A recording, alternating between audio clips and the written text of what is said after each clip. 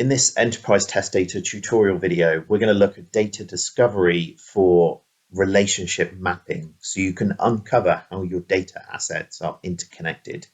Relationship mapping automatically maps relationships between tables, fields, and systems.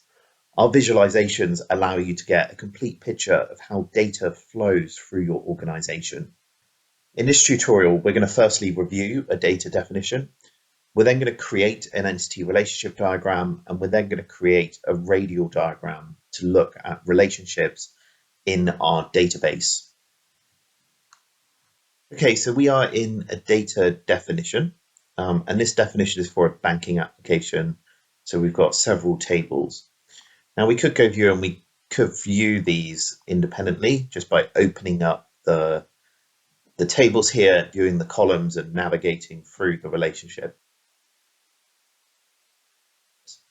But we have some visualizations built into enterprise test data to help you understand your data and the relationships between tables.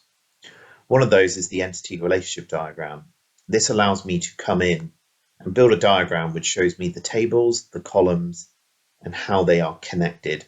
So we can see here the accounts table is connected into account holders, customers, and credit cards. We can go view and we can see all of those mappings that exist. Now we also have a much more complex example here. This is for a data warehouse, which is doing some business intelligence.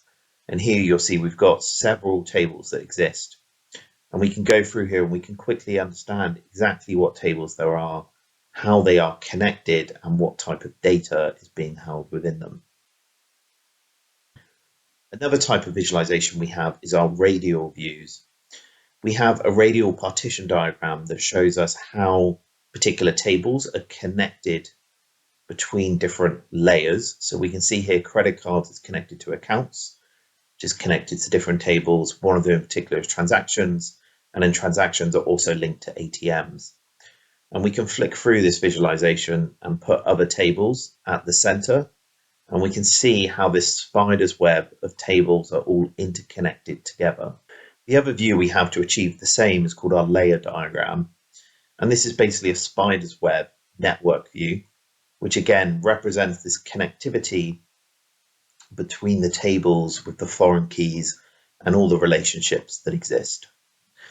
These views allow you to quickly get an understanding of what data is there, how it's connected, so you can then drive forward your data activities appropriately. Thank you for watching this video. If you would like to learn more, visit curiositysoftware.ie.